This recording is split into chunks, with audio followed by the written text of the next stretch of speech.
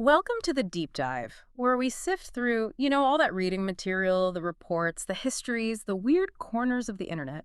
We basically toss out the boring bits to find the truly wild, kind of bizarre, and sometimes hilariously true stories hidden inside. Exactly. Today, we're taking a journey that basically proves fiction is just, well, poorly written history sometimes. Yeah, absolutely. We're not really here for the spooky ghost stories tonight, the bumps in the night. It's kind of old hat. Right. We're focusing on the things that make you go, oops, or maybe oof, or sometimes just, wait, seriously? That actually happened. Hmm. The best legends, I think, are the ones that are just slightly too weird to be made up. Totally. We're diving into that sweet spot where, undeniable facts meet these absolute fever dreams. And the truth is just way stranger and often kind of more embarrassing than any fiction you could invent. What's really fascinating, I find, is just how fragile these urban legends can be, or rather, how they start. It almost always begins with some small, mundane little seed of truth, right? Like a botched bit of architecture. Mm. Or maybe a moment of, corporate shame, or just some friend of a friend rumor somebody wrote up in a college paper. And somehow that grows into this huge global myth. And, oh man, have we got some absolute gems for you today. You're going to want to stick around because later on, we are absolutely going to uncover the hilarious truth behind the infamous Paul is dead theory. Oh, yeah, that one's a classic. Plus, the incredible and totally true story of the lawyer who literally died trying to prove how strong his office window was. You just can't make this stuff up. You really can't. And wait until we get to the Kansas sheriff whose private VHS tape, it became the hottest rental in town, literally cemented him in local folklore history. It's amazing. Oh, wow. Yeah. So our mission today, it's pretty simple. We just want to give you all the best stories from our reading. The ironic ones, the strange ones, the surprisingly factual ones. Yeah. So you can basically drop these little nuggets of weirdness at your next late night chat or, whenever. Yeah, arm you with some truly bizarre conversational ammo. Exactly. So get comfortable because this deep dive is going to be your shortcut to being weirdly well-informed and hopefully pretty entertained. Let's do it. All right, let's get into the deep end. Okay, so let's unpack this first section. We're starting with stories that became legends just because the real-life thing that kicked them off was so profoundly, almost painfully ironic. Yeah, the universe having a dark chuckle, basically. Any much.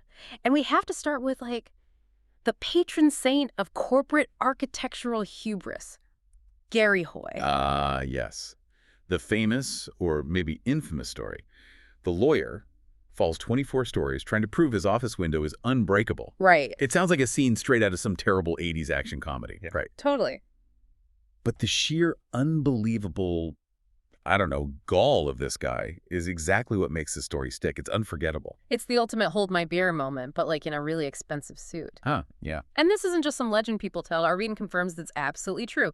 July 1993, this guy, Gary Hoy, partner at a big Toronto firm, Holden Day Wilson, he's showing off the window strength at the Toronto Dominion Center. And who's he showing off for? A group of visiting articling students, junior lawyers, basically. And the painful part, the context here, is that apparently he'd done this before. It was like his party trick. No way! Yeah, he'd run up, slam his body against the glass, and it would hold. Solid. Impressive. He's trying to show off the building's superior design, Oh, okay, wow. So he had practiced this stunt. Repeatedly, it seems. Yeah. Which makes what happens next even worse. And this is where physics just delivers the ultimate cruel punchline. He was fundamentally wrong about where the real weakness was. Right. So he does his lunge, throws his full, 160 pounds of lawyer against the glass. Uh-huh. And the glass itself, the material he was bragging about, it didn't shatter, not a crack. It held up perfectly. The material was fine, Yeah. which is the irony. Exactly. What happened instead was the sheer force, maybe combined with doing it before. It caused the entire massive window pane Don't tell me. to pop right out of the frame. Oh, my God. The whole thing. The whole thing. The seal, the rubber, the metal housing around it that failed catastrophically. So he just went with it. He went with it. Still pressed against the glass, jettisoned 24 stories to his death. That is, wow. That's the ultimate technicality, isn't it? It really is. The glass was fine, probably survived the fall better than he did, but the frame failed. It's a painful lesson in knowing your materials, I guess. It's not the glass, it's the seal. Hard to imagine a more dramatic demonstration gone wrong. He proved the glass was strong, while simultaneously proving the installation was fatally flawed. and it cost him everything. Just unbelievable. What's also interesting is how quickly the story spread. And like you said, people immediately thought, nah, that's an urban legend. Right, because who would do that? Exactly. Who would be that cavalier about gravity? The fact that it was verifiable corporate folly happening during a demo for junior staff, that's what cemented it. It became less about architecture and more just a warning about hubris. Yeah, definitely a cautionary tale. Okay, speaking of structural weirdness leading to something terrifying, let's talk about the Candyman setup. Ooh. We've all heard those creepy rumors, right? Murderers getting into apartments through the medicine cabinets feels totally supernatural, like some kind of dark portal. It absolutely sounds like pure Hollywood horror, like something out of, well, Candyman. Right. But our research shows this awful rumor was actually rooted in a really tragic but deeply mundane architectural reality. Yeah, this wasn't ghosts. It was this specific, devastating issue found mainly in certain types of buildings, particularly high-rise public housing complexes, like some run by the Chicago Housing Authority, the CHA. So what was the deal? It wasn't demons. No, it was just lazy or maybe substandard building construction, and sometimes provisions for maintenance access. Okay. So in a lot of these big, sometimes kind of hastily built apartment blocks, the medicine cabinets and adjoining units, they were separated by almost nothing. Maybe just a flimsy sheet of metal or really thin drywall. Seriously, that was it. Yeah, seems like a ridiculous cost-cutting measure or just an oversight. Wow.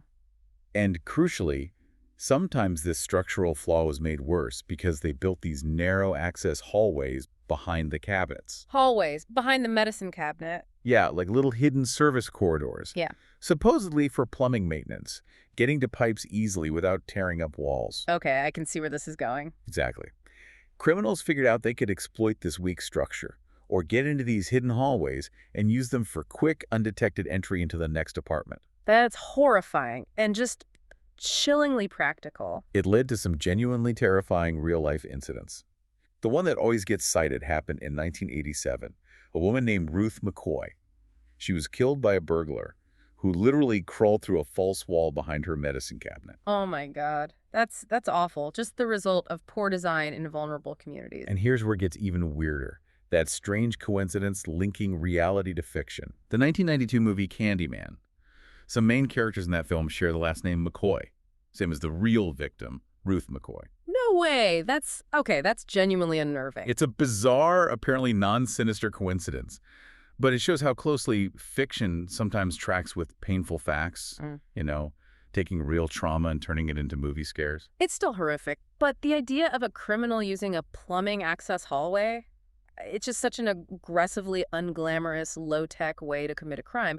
It kind of perfectly fits this category of ironic, awful, true stories. Yeah, a nightmare literally caused by someone cutting corners during construction. All right, let's shift gears to something, well, darkly humorous and genuinely macabre. The traveling corpse of Elmer McCurdy. Ah, Elmer, yes. This is one you absolutely have to hear to believe because the myth about, like, a haunted carnival prop, it's somehow less weird than the actual history. Okay, so the rumor is a body used as a prop in a carnival sideshow for years turns out to be a real dead person. And the implication is usually it's some recent gruesome cover-up. Right. But the true story is this glorious, century-long comedy of errors, or tragedy of errors, maybe. Elmer McCurdy, he was this early 20th century wannabe outlaw, bank robber, train robber. Mostly failed at it. Okay, not exactly Billy the Kid then. Not quite. Ah. After a particularly bad robbery attempt, he gets killed in a shootout in Oklahoma back in 1911. All right, end of story. Not even close.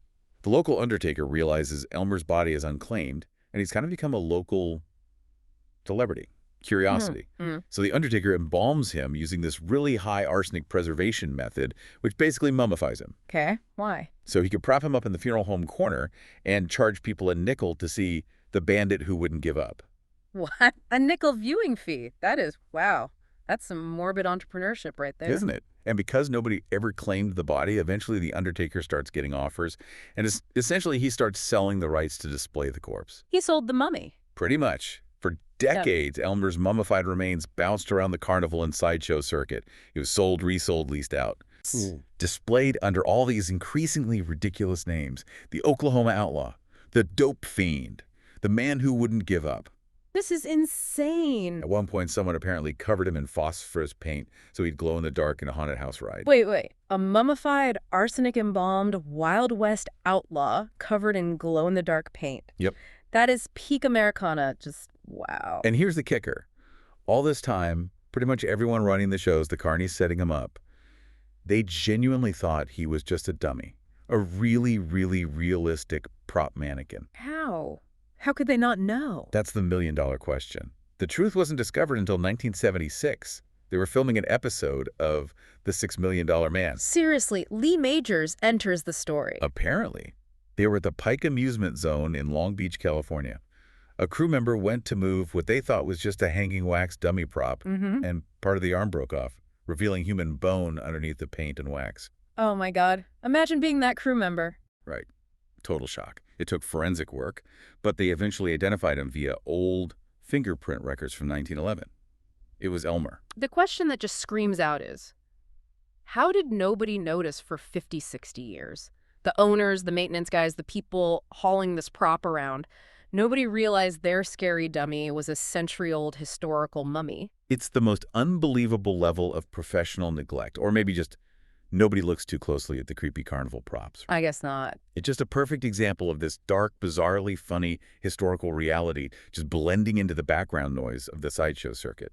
A literal historical truth hiding in plain sight, dismissed as fake because the reality was just too absurd to believe. Unbelievable. Elmer McCurdy. Wow. Okay, so now let's shift focus a bit. We're looking at stories where real events got totally misunderstood, or maybe dramatically exaggerated, or just evolved through gossip, fear, cultural gaps, that sort of thing. Yeah, where the truth gets twisted into something else entirely. And we should start with one that's actually kind of heartbreaking when you know the real story. The Green Man, often called Charlie No Face. Yeah. This one's rough. The legend is terrifying, right? Yeah. A faceless, maybe glowing man wandering the highways and back roads, usually in Pennsylvania late at night, causing accidents, haunting drivers. Pure monster fuel. Pure monster fuel, exactly. But the sad, profoundly human reality behind this monster story, it involves a real man named Ray Robinson. This happened way back, early 1900s. Ray, when he was just a boy, was climbing a railroad bridge, a trestle. Right. And he got severely electrocuted by a trolley wire, high voltage. The injury was catastrophic. It caused lifelong, severe disfigurement. He lost his eyes, his nose, a lot of his facial structure was just gone. Horribly scarred. Just an unimaginable tragedy for a kid. And here's where society kind of turns its back, which is the second tragedy. Yeah. Because of how he looked, he was completely ostracized. People would literally recoil from him, stare, point, mock him mercilessly. Kids would run away screaming. Adults weren't much better. So what could he do? He basically chose isolation to survive, emotionally. He started taking walks, but he would only walk along the remote highways, the back roads near his home in Coppell, Pennsylvania, and only late at night. Right. Specifically so he wouldn't scare people. Or, more importantly, so he wouldn't be harassed by them. He was trying to avoid the cruelty. And his quiet, sad attempt to just live a peaceful, isolated life that became the basis for this terrifying, preposterous urban legend about a faceless monster. It's fascinating, isn't it? The speed of that social transformation.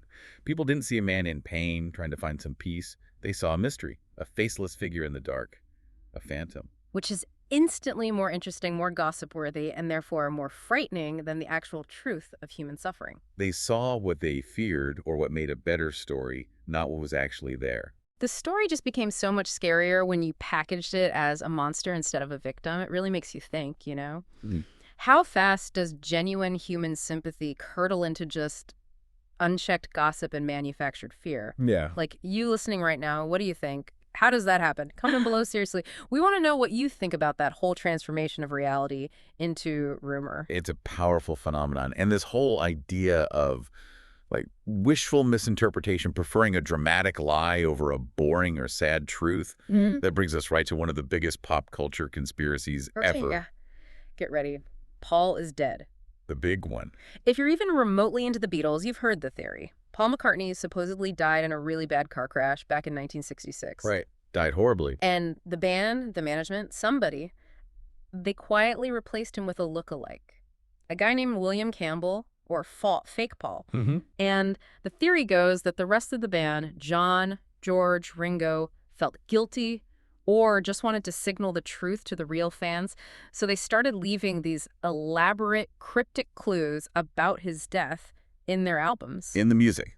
Played backward, of course. Of course. And especially in the album artwork over the next, 4 years. People spent decades analyzing every pixel of those album covers, playing records backward, looking for hidden messages, turn me on, dead man, all that stuff. The most famous clues, everyone knows them, are on the Abbey Road cover. The crosswalk picture, yeah. You've got Ringo Starr dressed kind of like an undertaker or a pallbearer in a black suit. John Lennon's in all white like a priest or some kind of angelic figure. George Harrison's in denim like a gravedigger. Right, the whole funeral procession vibe. And then there's Paul, out of step with the others, and he's barefoot. Barefoot, that was the big one. And the explanation that theorists came up with, oh, well, being buried barefoot was supposedly some common practice in parts of England back then. Yeah. Probably wasn't true, but... Never mind, he's crossing a hot London street in August. It had to be a clue. Exactly. And other stuff, like the license plate on the VW Beetle in the background. It says LMW 28IF. Meaning Paul would have been 28 if he had lived, even though he wasn't 28 at the time the photo was taken. But details. Details don't matter in a good conspiracy, but the origin of how this blew up, it's so wonderfully, hilariously mundane. It's almost disappointing. It really is. The theory truly gained this massive international momentum in October 1969. Why? Because a college sophomore. A sophomore? Named Tim Harper, writing for the Drake University student newspaper at the Times Delphic in Des Moines, Iowa. He wrote an article titled, "Is Beatle Paul McCartney Dead?" And where did he get it from? Some deep insider source? No. He'd heard the rumor from a friend on campus, who'd heard it from some traveling musicians who were just passing through Iowa. That's it. A friend of a friend story, passed along by some random musicians, printed in a college paper in Iowa that launched a global phenomenon that people still talk about. That's pretty much it. It tapped into something clearly. It hit a nerve. But why did it take such incredible hold right then? Well, timing is everything, right? This is late 69. The Beatles are clearly falling apart. They officially broke up just a few months later, in 1970. Ah, okay. So fans were facing this really painful reality. Their heroes, this band that defined a generation, they just didn't like each other anymore. They were breaking up because of ego, money, creative differences, boring adult stuff. Right. Less exciting than a secret death and replacement. Exactly. Fans preferred to believe this grand, tragic, mysterious story for a payola. Yeah. Paul's dead. He's been replaced. The band is signaling it rather than accept the simple, painful truth that the group just wasn't getting along. Conspiracy was way easier to swallow than Yoko Ono jokes or arguments about songwriting credit. Pretty much. It gave the breakup a kind of mythical weight it wouldn't otherwise have had. Wild. Okay, now for something. Decidedly less highbrow than the Beatles, but equally true, apparently, and far, far more embarrassing. The case of the accidental adult film star. Right out of Council Grove, Kansas. This is pure analog misfortune. Pre-internet shame. Okay, this sounds promisingly awkward. So the legend is what? The local sheriff, pillar of the community. Respected figure of authority, yeah. He accidentally makes his private life very public via some kind of viral erotic tape.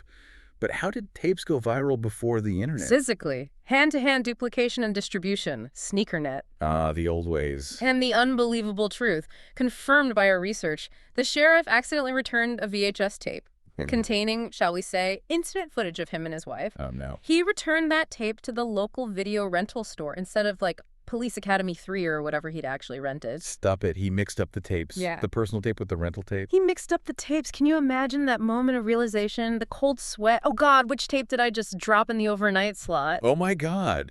The sheer horror. So what happened? Did the store notice? Yeah. Well, eventually someone did. The immediate fallout was, catastrophic. Yeah. Personally, professionally. Because it was a small town. And because it was a physical VHS tape. It got copied. Oh, you bet it got copied. That footage soon circulated among the townspeople. Apparently, numerous citizens soon learned intimate details about their local lawman's private life. Wow.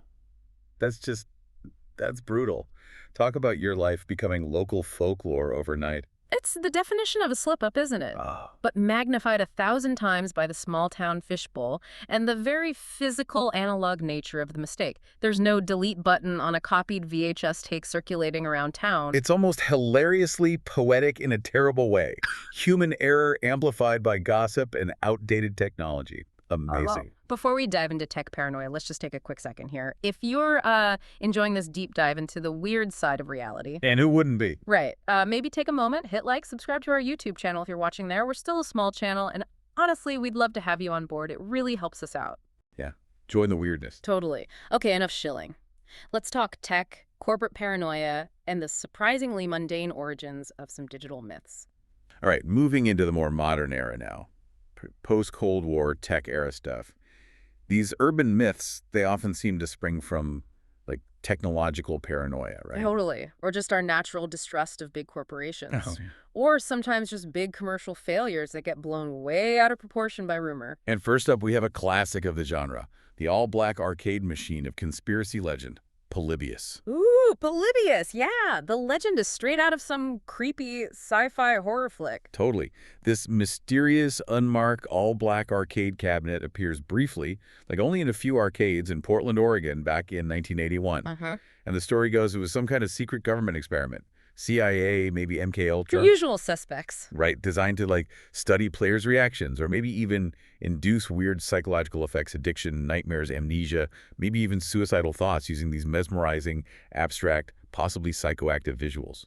Sounds terrifying and completely made up, right? Well, the machine, as described, this sinister government mind control device, that never existed. But The urban legend itself is this brilliant synthesis, this accidental mashup of three completely unrelated, non-sinister, but kind of spooky if you squint, real events that all happen around Portland in 1981. Okay, like a perfect storm of coincidence. Exactly. Event number one, the most innocent factor.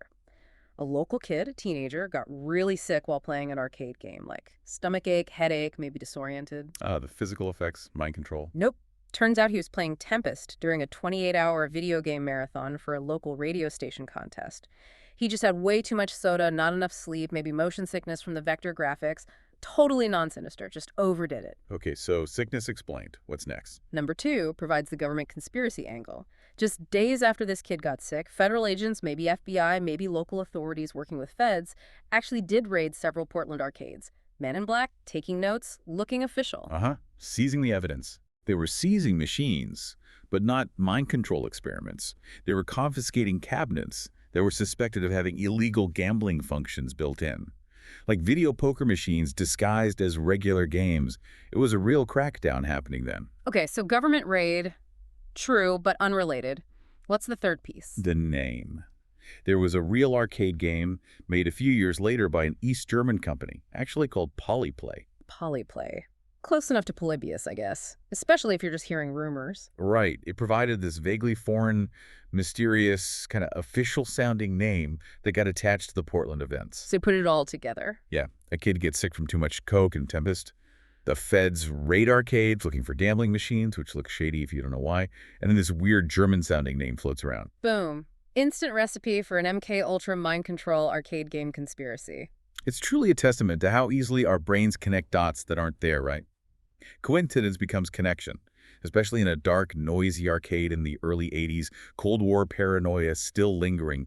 It's perfect legend fuel. Totally. Okay, let's move from government paranoia to pure corporate cynicism. The Sony timer conspiracy. The Sony timer, yes. Yeah. This one is just beautiful, pure consumer paranoia distilled into a legend. The rumor, which was so widespread it basically became accepted wisdom for a while, was that Sony Corporation Sony installed a literal physical timer device inside all its electronics. TVs, stereos, PlayStations, cameras, whatever.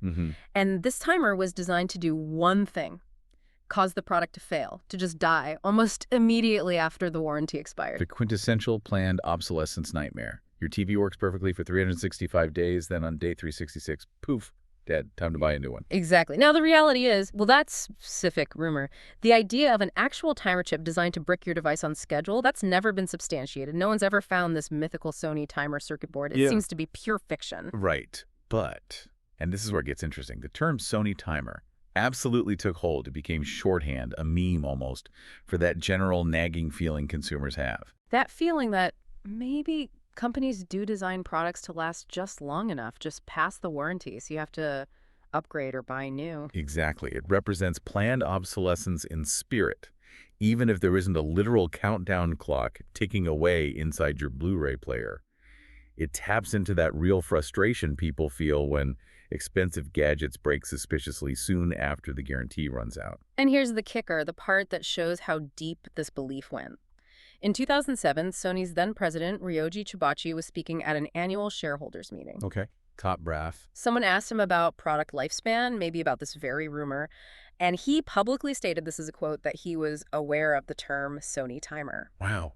He acknowledged it at a shareholder meeting. He acknowledged the term exists. That's basically a corporate nod to the myth itself. They knew people were saying this, believing this, enough that the president had to address it. That's fascinating. Does acknowledging the conspiracy kind of make it feel more real? Or does it just confirm that, yeah, the public feels manipulated by big tech, whether there's a literal timer or not? It's a good question, right? It validates the feeling, if not the specific mechanism. Yeah. Okay, moving from high-tech cynicism to, well, low-tech trash. Literally. The E.T. landfill grave. Ah, the great video game burial. People told stories for years about this mass grave somewhere out in the New Mexico desert, filled with unsold copies of the Atari E.T., the extraterrestrial video game. And the rumors got wild, toxic waste, government cover-up, even like actual aliens buried there because of the game's theme. Well, the game was famously terrible. Yeah. Based on the amazing 1982 movie, obviously. Surreal movie, yeah. But the game itself was rushed to market, developed in something insane like 5 or 6 weeks to hit the Christmas season. Just crazy pressure. And the result was, well, our reading called it, met with widespread admonition, which is, polite speak, for everyone hated it. It was confusing, buggy, almost unplayable. It's often blamed for nearly killing the entire home video game industry back then. The great video game crash of '83. It was a factor, for sure. Atari made millions of cartridges thinking it would be a huge hit like the movie, but it flopped. Hard. Returns were catastrophic. They had warehouses full of these things nobody wanted. So what did they do, the landfill story? Is it true? It is absolutely literally true, and it's one of the most incredible acts of corporate shame disposal ever recorded. Disposal? Yeah. Atari, faced with millions of unsold, worthless ET cartridges, decided the best course of action was to truck them out to a landfill in Alamogordo, New Mexico, crush them, and bury them under concrete. They buried the evidence of their failure. Literally. This wasn't a myth. It was confirmed years later. In 2014, a documentary crew got permission to excavate the site. Yeah. They found them, dug up thousands of crushed but still identifiable ET cartridges, along with other unsold Atari games, right there in the landfill decades later. It became this weird archaeological dig for corporate failure. That's amazing. It's almost poetically tragic. The physical evidence of one of gaming's biggest mistakes just buried in the desert dirt. It's the perfect symbol of that era, maybe, where burying millions of plastic cartridges seemed easier or cheaper than just admitting you messed up badly. Out of sight, out of mind. Until someone brings them back home. Incredible. Okay, let's cast our net a little wider now, get some international flavor in here. We're going to explore some weirder but still pretty light folklore elements. Just shows these kinds of rumors and legends pop up everywhere. Absolutely. The human need to explain the weird or just tell a good story is universal.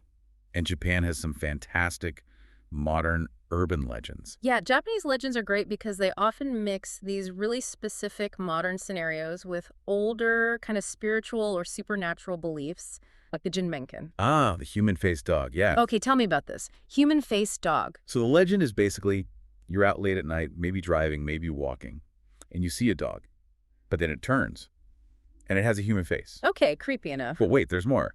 Often the Jinmenken is seen running at incredible speeds, like overtaking cars on the highway. A dog with a human face is passing cars. Yeah, and then maybe it looks back at you over its shoulder with its human face and says something really mundane and irritable like, leave me alone, or just mind your own business. That's inherently hilarious. You're driving along and this grumpy-faced dog blows past you at 70 miles an hour and tells you to buzz off. Pretty much. The core idea of animals with human features goes way back in Japanese folklore, maybe even to 1810. But this specific modern version, the high-speed, grumpy Jinmenken, seems to have spread around the late 80s, early 90s. Any theories on where it came from? Often attributed to sightings of, like, stray dogs. Maybe Japanese macaques, which have those kind of reddish expressive faces and can look unsettling in the shadows. Or just shaggy dogs glimpsed quickly at night, where your brain fills in the blanks with something uncanny. Yeah, I can see that. Pareidolia strikes again. And the modern stories often involve the dog, like rummaging through garbage. It looks up, startled, and bam, humanish face, usually looking really cranky or depressed. So it's less a terrifying monster and more just a weird, possibly stressed out supernatural creature. Exactly. Yeah. It feels more like a commentary on urban alienation or stress than genuine horror. Yeah. The low-stakes monster, really, just wants to be left alone with its garbage. Okay, I like the Jinmenkin. What else from Japan? How about the Inokashira Park curse in Tokyo? This is classic low-stakes relationship A folklore. relationship curse. Okay. So Inokashira Park is a real beautiful park in Tokyo. Huh? It has a big pond, and couples love to rent the little rowboats, Very romantic. Sounds lovely. Where's the curse? Nearby, on an island in the pond, or by the edge, there's a shrine dedicated to the goddess Benzaiten. Okay. Benzaiten is a goddess associated with many things: water, music, eloquence. But in some traditions, she's also considered quite jealous. Uh-oh. Jealous goddess near the romantic robots. I see where this is going. Bingo. The curse states that if a couple, specifically a romantic couple, rides one of those rowing boats together on Inokashira Pond, their relationship is doomed. It will end prematurely, often within the year, because the jealous goddess Benzaiten sees these happy young lovers floating on her pond, gets envious, and curses them. That's brilliant. A perfectly sweet romantic park activity instantly turned into a relationship death sentence by folklore. Isn't it great? It's such a clever cultural invention. It provides this perfect external scapegoat for why relationships end. It wasn't you, it wasn't me, it was the boat ride. We angered the jealous goddess. Takes all the pressure off. Sorry, honey, Benzaiten wasn't feeling it. Exactly. Just blame the boat. Classic low-stakes, high-impact folklore. Love it. Okay, switching gears completely now, back to the U.S. and into the military world. Let's talk about a legend that sounds like pure barracks BS, but turned out to be absolutely true. Ah, you must mean the unauthorized joyride story? The jet fighter joyride, yeah. I always heard versions of this rumor, usually in movies or tall tales, about some low-ranking guy like a lance corporal in the Marines who somehow manages to steal a multi-million-dollar jet fighter, take it for a spin, and actually land it without killing himself or wrecking the plane. It sounds like total Hollywood invention, right? Something made up to boost morale or sound cool. It really does sound too good or too crazy to be true. But our research confirms this happened. Get out. Who was it? It happened in the 1980s. A Marine Lance Corporal named Howard Foote. And here's the key. He was an aircraft mechanic. He worked on these planes. He knew them inside out, technically. But he was not a pilot. Not a pilot at all. Well, crucially, he was only qualified barely to fly unpowered gliders, like basic sailplanes. Gliders. And he stole what kind of jet? An A-4 Skyhawk.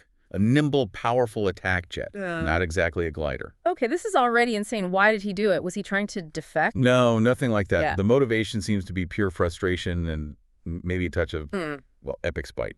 Foote desperately wanted to be a military pilot. That was his dream. But during his basic flight screening, probably in those gliders, he suffered an aerial embolism, basically. Gas bubbles in the blood from pressure changes. It wasn't life-threatening, but it was serious enough that it medically disqualified him. Permanently. He could never be accepted into military flight school. Oh, wow. So his dream was just instantly crushed by a medical issue. Exactly. He knew his career path as a pilot was totally blocked. So apparently, in this massive what-the-hell moment, maybe a final act of defiance against the system that denied him his dream, he decided he was going to fly that jet. Consequences be damned. He had the technical knowledge from being a mechanic. Right. He knew the startup procedures, the systems, but he had virtually none of the actual flight training for a machine that powerful and fast. And he just went for it. He went for it, climbed into a Skyhawk at Marine Corps Air Station El Toro, went through the pre-flight, taxied, and took off. Unbelievable audacity. Did he crash? That's the most incredible part. He didn't. He actually flew the jet around for a bit and then managed to land it safely back at the base. He landed it. A guy qualified for gliders landed a Skyhawk jet. Think about the speed difference alone. Gliders, maybe top out around 170 miles per hour if you're lucky. The Skyhawk had hit over 600 miles per hour. The controls, the response, everything is different. He demonstrated just incredible natural skill, or maybe insane luck. So what happened to him? They must have thrown the book at him. Well, this is where the truth gets even better, in a way. Because he didn't crash the multi-million-dollar jet, and because he actually demonstrated undeniable, albeit totally unauthorized, technical competence, The military was kind of in a bind. They couldn't court-martial him for destroying government property. Right, and maybe there was some grudging respect for the sheer skill involved. The official outcome was that they quietly kick him out of the Marine Corps. Dishonorable discharge, career over. Okay. But within the ranks, especially among enlisted folks, he became an instant, unofficial folk hero. The mechanic who stole a jet and flew his dream, even if it cost him everything.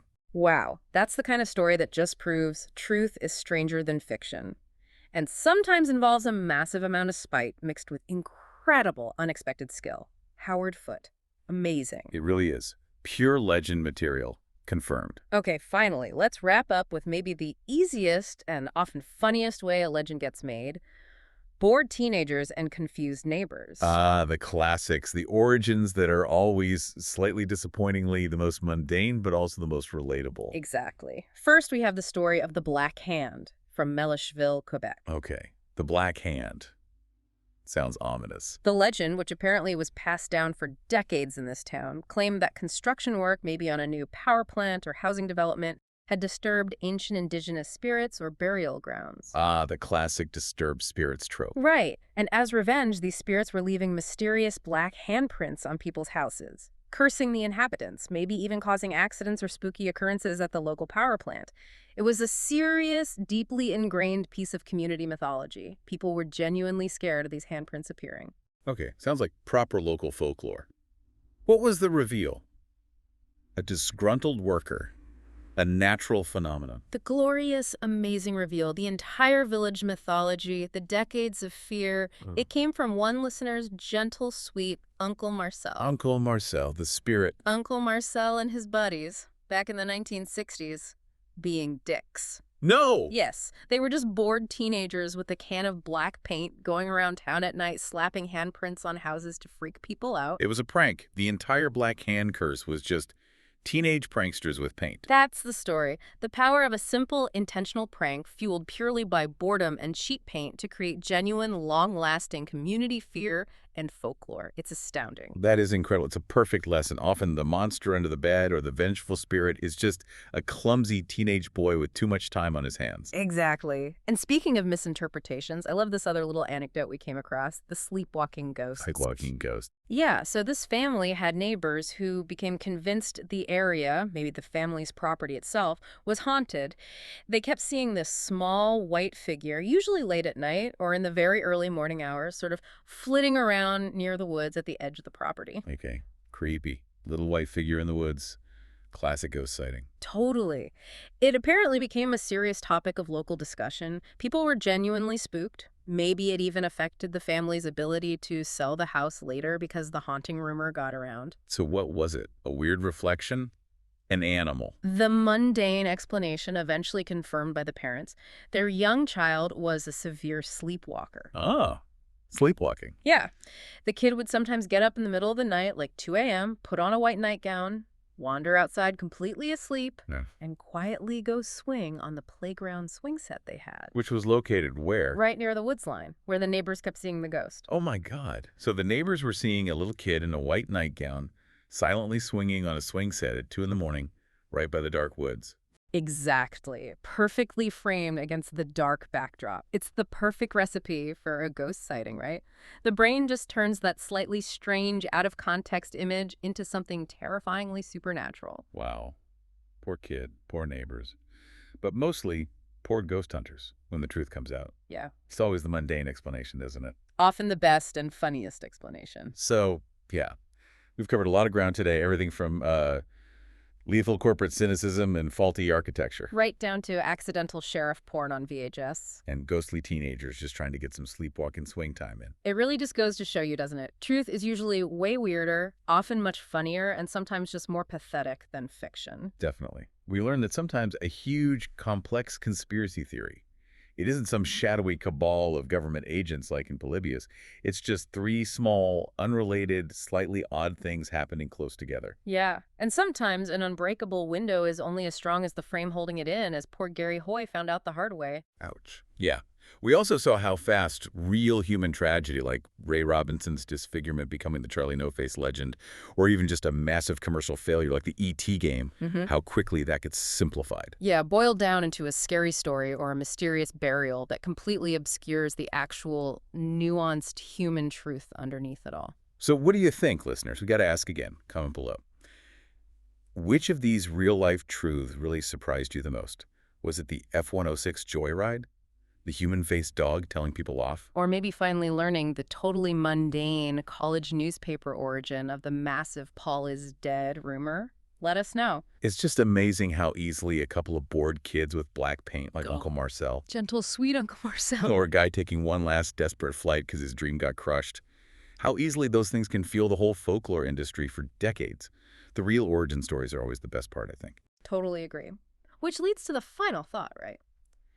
If the legends we looked at today, these big stories, are based on such relatively flimsy, mundane facts, a sick kid at an arcade, a bad window seal, an embarrassing videotape mix-up, a sleepwalking toddler, then how many of the really terrifying, supposedly unsolved mysteries we hear about today, the ones that keep us up at night, how many of those will turn out 50 years from now to be nothing more than another Uncle Marcel with a paint can? Or just, someone misidentifying a really large, unusually grumpy-looking owl. Exactly. It makes you wonder what contemporary weirdness will become the folklore of 2075. Yeah. The next time you hear some truly terrifying urban legend, just remember Elmer McCurdy. Chances are the truth is probably already right there in front of you. Maybe covered in glow-in-the-dark paint. And possibly charging you a nickel for a look. Perfect. Well, that's our deep dive for today. Until next time, keep exploring the weird truths hiding in plain sight.